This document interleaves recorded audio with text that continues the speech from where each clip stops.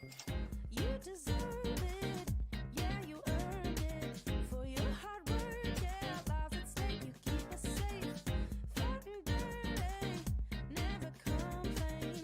The real MVP is certified, yeah, it's time you got a raise. So it's your payday, it's your payday, it's your payday, it's your payday, it's your payday.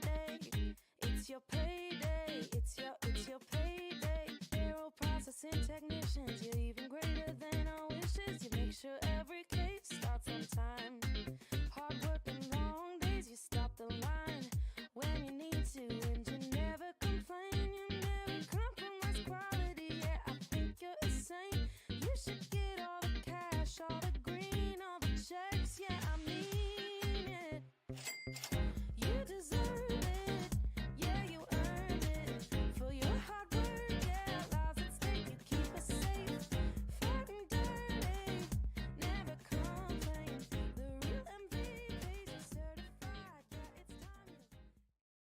What's up, Sterile Processing Universe? It's Hank Balch here. Really excited to be celebrating Sterile Processing Week 2023. Can you believe it? It's that time of year again where we get to recognize each other and our industry for all the wonderful and challenging things that we overcome each and every day in our departments and across the globe. But before we get too much further, I want to start this live stream a little differently, and maybe talk to folks who are tuning in, kind of wondering what is all this chatter about this week that I'm seeing all over LinkedIn, all over Facebook, or maybe you've been walking through some halls in a hospital and you see, hey, it's sterile processing week, but what is that? So I want to start there and just explain who these people are, these heroes out there fighting dirty every instrument every time, and what it is they overcome on a daily basis to keep you safe in your surgery. So let me start there, and then we'll spend the rest of our time chatting together as an industry about what's going on this week, the trends in the industry, the opportunities that we see out there to continue improving our space. But yeah, let's start by who is it? Who is sterile processing, and what is our role? What's our mission every day when we clock in? So the easiest way to describe this that I found is start at surgery. We all know, everyone out there knows that when you go into a hospital and you go in to have surgery, they're going to be taking you into the place that's called the operating room. In that operating room, you're surrounded by all kinds of different people. Whether you know it or not, you may be asleep by the time you get to the OR room, but you're surrounded by lots of different people doing lots of different things. There's an anesthesiologist that's putting you to sleep and keeping you alive during the procedure. There's all kinds of other roles, though, that happen. Obviously, there's a surgeon there, and perhaps there's more than one surgeon, depending on the complexity of your procedure. And then you got operating room nurses, and there's different roles even within the OR nurse community. And you have surgical technologists. And then you have all kinds of other ancillary roles that continue to contribute in the room. Sometimes you have what we call vendor reps or medical device vendors that are there if, for instance, you're getting a new knee or a new hip. So there's lots of folks in that surgical suite at the time that you're getting your procedure. But there's lots of teams that are actually not in there for the procedure, but have contributed in tremendously important ways to the safe outcome of that procedure. And as I said, there's a lot of different teams, but I'm going to focus on the sterile processing team. So this is the team that's responsible for all of the surgical instruments that's coming into your procedure. Whether you know it or not, many of these surgical instruments that are going to be used on you are reusable. They've been used in tens, hundreds, sometimes thousands of previous procedures. And every time they come back to us, to the sterile processing department. And that's when our contribution starts. That's when the journey starts in SPD. Now, what happens next is one of the most important pieces of the process in sterile processing because your instruments come to the decontamination area. Uh, it's known by many names, but what's going on in this decontamination space is we're taking used instruments, right? These are coming right from someone else's a procedure. Maybe it's a heart procedure, maybe it's a pediatric procedure. You name it, if there's a surgery going on in the OR, all those instruments are coming back to sterile processing next. In that decontamination room, we're intaking those items and we begin the cleaning process. So we'll be removing any kind of residual debris. This could be blood, this could be bones, this could be proteins, it could be different fats and lipids. If it's coming back on the instrument and it wasn't there when we sent the instrument up to the OR room, we're going to take it back off in this decontamination phase. And there is a tremendous amount of complexity and science that happens at that decontamination phase. And even the word decontamination, right? It's a pretty technical sounding word. Well, there's a lot of technical science that's going into making sure that we remove all of the harmful pathogens. These are little bugs that can hurt you. We want to get all those off those devices at this cleaning stage. And we do that through a lot of different means. There's manual cleaning in large medical sinks. We use a lot of chemical mixtures to make sure that we can remove, through the use of enzymes, remove different types of debris. And we also use brushes. We use water and flushing to make sure that we're getting anything that shouldn't be in this instrument, again, out of the instrument. After that manual cleaning stage, then we go on to various forms of automated cleaning, right? So this is the area, if you look around your kitchen at home, you've potentially got a dishwasher. So we're putting something in a very, very complex, well-tuned, highly designed instrument washer, right? And even before it goes into the instrument washer, we'll send a lot of these devices through what's called an ultrasonic cleaner. Now, these are devices that also use water, but they use sound waves, ultrasonic waves, to create what's called cavitation in these chambers to further break up all that debris in that bioburden, particularly in complex devices that have a lot of actuating parts, hinges, clamps, closures, and long lumens or cannulas. And so we'll use that ultrasonic cleaning stage to continue the process of cleaning. Out of that, and again, they go into the automated washer, and eventually through time, through temperature, through impingement, so water pressure on these devices, and another round of chemicals, we're making those items now safe to touch with bare hands on the clean side. So all these items come out of the decontamination stage, they come over to the clean side, and this is where the assembly stage, or the prep and pack stage, as we call it in sterile processing, this is where that stage begins. So all these devices are unloaded out of that really fancy dishwasher, and they're brought over to the prep and pack table side. Now, at this stage, this is one of the second most important stages in the workflow, because now your sterile processing professionals will begin a multi-check of every single tray, multi-point check of every single tray. So we're looking at all the scissors that would be cutting in your procedure. So these are scissors that cut flesh. These are scissors that cut suture. All kinds of different scissors. We're going to be checking to ensure that they're sharp. Have you ever checked how sharp your scissors were at home? Probably not, because it's not as important if you're cutting a piece of paper as it is in a surgical procedure, right? So we're going to be looking at the scissors. We're going to be looking at any of the clamps. These are the little devices that hold things during your procedure. Many times they've got a little ratchet on the back end to hold that clamp closed.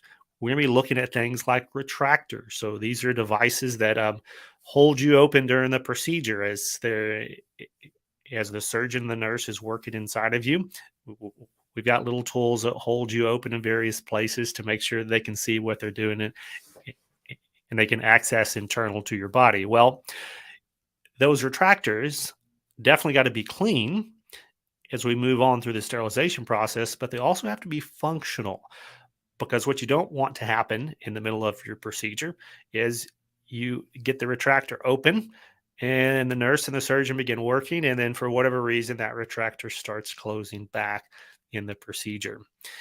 All kinds of different things come into play as we're inspecting these devices, because they need to be present. We need to make sure that every particular tray for every different kind of procedure, if you're getting your gallbladder out or if you're getting brain surgery, all kinds of different instruments are put together in various trays for those procedures, but they all have to be there. If the tray needs 100 instruments at this assembly stage, we're counting all 100 instruments to make sure every specific instrument is in that tray as needed. And then we're making sure, as I've been alluding to, that those devices are still as functional and safely functional as they were the first day that we put them in the tray. And then finally, we're making sure that these devices have been successfully cleaned and decontaminated in phase one. So I mentioned all the manual cleaning steps, the chemicals, all the automated equipment that comes into play for cleaning. Well, you get another step of inspection on the clean side, this assembly side, where we stop and take another closer look. We do visual inspection. We do enhanced visual inspection. So this would be things like magnifications. And even depending on the device, we'll use little tools called borescopes. It's like a little bitty camera on a tube that lets you see inside different items here. It shows up on a computer screen or maybe like a little eyepiece viewer there, but we can see and confirm and verify that all of those steps in the cleaning process actually happened successfully. Now, from there, and all the data and everything that's put together, we start adding different devices that's going to tell us and help us test if the next phase of this process is effective. And so we put little strips in there that tell us, hey, you did a sterilization process, do everything that it was supposed to do to ensure that these trays are sterile. Okay. We start inserting all these little devices. We package it up in all kinds of complex medical devices that have been approved through the FDA process. And then it goes on to the sterilization stage. And sterilization can be done a number of different ways. We've got high temperature sterilization. That's your steam sterilization. It's not the same kind of steam necessarily that you would see out there in the real world. This is high pressure steam. We use vacuums and steam and science and time and temperature to get the perfect mixture together to kill all the microbes that may still be there, even after the cleaning process, that could still be there, to make sure that when it comes out the other side, it's not just clean instruments, they're actually sterile instruments, that all the microbes that could do you harm are dead. And that's why we say all the time on this channel, Beyond Clean, we fight dirty, because we're fighting those dirty, nasty microbes that are seeking to hurt you or your loved ones in surgery. And so we're putting all of these devices, the packaging, the testing strips, we're putting them together.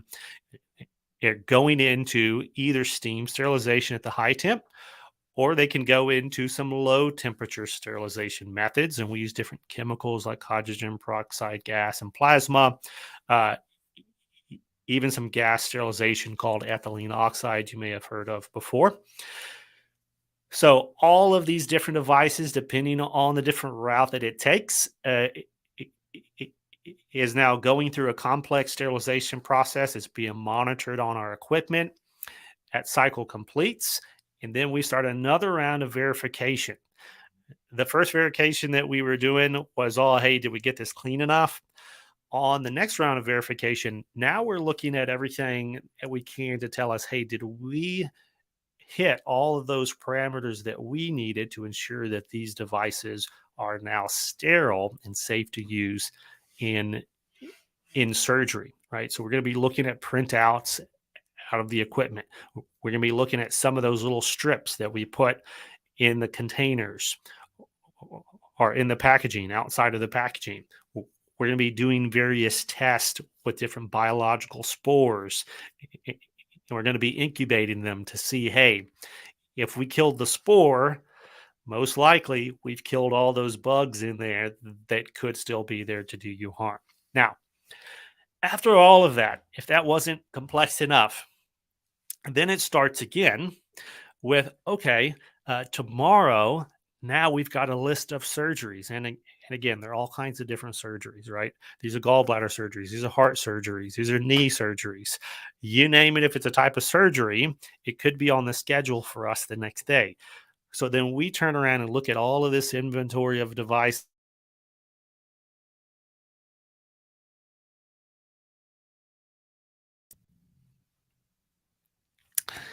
Let me make sure that my mic is still here.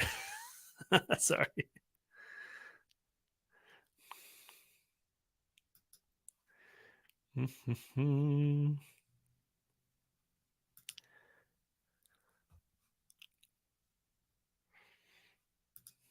There you go.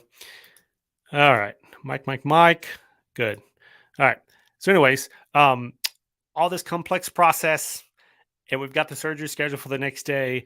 And now we got to figure out where are all the individual trays and instruments of thousands and thousands that could be in our inventory.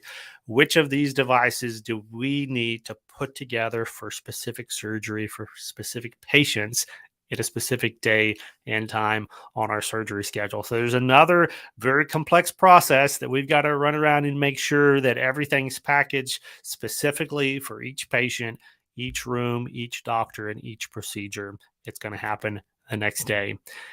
We go home, we go to sleep, and we come back and do it again. So that's a real short description here on what it looks like inside sterile processing and what all these folks that you may see out there on the internet this week, what it is they're doing and why we're so very proud as an industry about what we get to contribute to safe surgical care. Because as I kind of explained here, in all of those steps, there's something that could go wrong. And if it goes wrong, it's a tremendously risky impact to the patient. So just going back to the decontamination phase, as we mentioned, I'm going to give some shout outs here from folks that are tuning in. If we miss something in the decontamination stage and it doesn't get clean, maybe we missed a brushing, maybe we missed a flushing, maybe we didn't get it into the ultrasonic with the cavitation and all the waves to remove the debris. If we miss that, there's a chance that debris could get all the way back into your surgery. And we don't want that. Likewise, if we're on the clean side, we begin inspecting. If we miss an inspection, if there's a phone call that happens, if we're pulled away from the table, if we've just got other things that are going on in our mind at the time that we're processing this tray, and if we miss something, it could have dramatic impact on the people that we love. It could have dramatic impact on the people that you love. So our jobs in sterile processing, with all the complexity that goes in there and all the stress and all the weight, it is make or break. It is life or death in many sense when it comes to providing that service to the operating room customer and our teammates in order for them to provide the safest care possible to their patients that are being rolled into their operating rooms. All right, giving some shout outs here again. I've been showing some of these. I want to say hi to Arlene and Sean for tuning in. Thanks, guys. Happy sterile processing week to you, Stacy. Good to see and hear from you.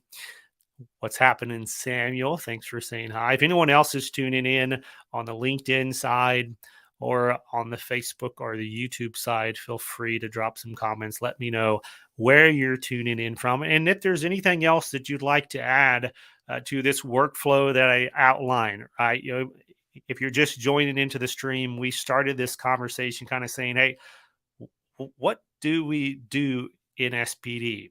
If you were trying to explain this to your friends or your family members or someone on the street, how would you say it and what would you say it? And so it took us 20 minutes to get through that explanation, but that's kind of how we started this conversation here. So thanks. I want to recognize again everyone on on the audience in the audience side. Thank you and happy Sterile Processing Week for everything that you're doing out there to fight dirty and to move this mission of information and recognition forward. You know, during Sterile Processing Week, we talk a lot about recognizing our teams and our staff for the contributions that they're doing.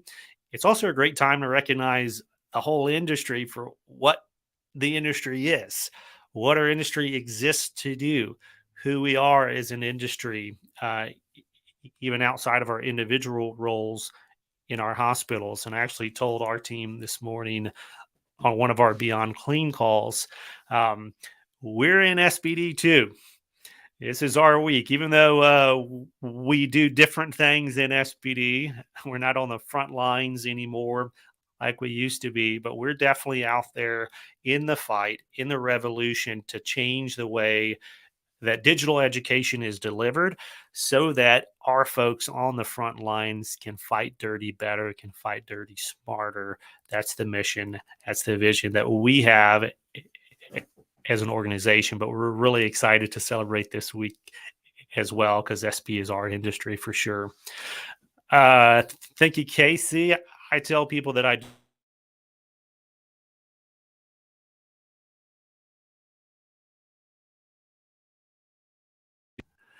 okay. For some reason, my mic keeps getting kicked off here. I guess the internet does not like me today. Anyway, I was laughing, Casey, at your comment. Laundry, dishes, and bake all day. So, you know, that's one way to describe it. I love it. Yeah, so Casey says you got to have a heart to do this job. Well, that's a great segue here. I want to read something that I wrote a couple years ago, kind of did a little homage to sterile processing. And if you don't know me, I've been writing in the industry now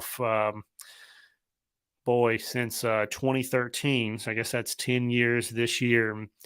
I love writing. I think it's a very powerful way to communicate in our space and outside of our space. And so this is one of the things that I wrote maybe back in 2020 or so. This goes out to all the sterile processing folks tuning in. When you close that latch on a rigid container, or you place that last piece of tape on a disposable wrap, you are sending off the tools necessary to save real lives. Moms and dads, brothers and sisters, sons and daughters. Whatever your surgery cases are today, that is how many lives you have saved. From infection, from painful delays, and even from potential death. Without sterile instrumentation, every hospital on the planet would come to a grinding halt. You out there in sterile processing, you keep the engines of healing going. And I want to encourage you to keep up the great work and keep fighting dirty. I think that little phrase, and I've actually seen that printed out and posted outside of a number of decontamination facilities around the country. Even I had a message maybe last year someone sent me that they snapped a photo outside of an Australian decontamination department, and that little quote was standing out there because I think it's a really powerful summation of the true patient impact that each of these decisions that we spent, the first half of this live stream talking about, each one of those steps that we take, each one of those decisions that we make is guarding and protecting the life of real patients that are going under the knife in our operating rooms. And that's not anything to take lightly, but I think it's hard in SPD because we're so separated from the goings on in surgery. We often don't get to see the patient up close. We see their name and we see their age and we see what procedure they're having, but oftentimes that's the extent of the knowledge. And it's very difficult uh, to keep that connection in the mind with the heart that these are real people. These are not just numbers. This is not just case volume. These are not just a checklist that now we're sending trays off of, but um, these are people that are likely afraid of what's going to happen in their surgery. They often are kind of a little confused of exactly what's going to go on. They're putting a lot of trust, a lot of faith in their doctors, in their nurses that are caring for them. But many times they're not even aware of. And furthest from their thought is there may be people like us somewhere else in the hospital that's touching the scissors or the clamps that are going to heal them. And so this week is really our week to reaffirm the importance of our roles, to reaffirm the quality that we impact across all of healthcare. And again, not only here in the US, but around the globe. All right. With that, I'm going to wrap up this live stream. I hope you found it valuable. And if you know anybody in your family, in your friend group, even in other industries of healthcare that may not really know what sterile processing is, what we do, and why it's valuable, I hope this video kind of serves as a resource to help you introduce them to these concepts, especially this week here in 2023, as we celebrate, as we recognize the contributions that each of us have given to surgery. And as we wrap it up, I just want to encourage you this week to love on each other, to thank each other for their job well done in your department, in other departments across the world. And as we say all the time at Beyond Clean, every instrument, every time, to keep fighting dirty. We'll see you soon, guys.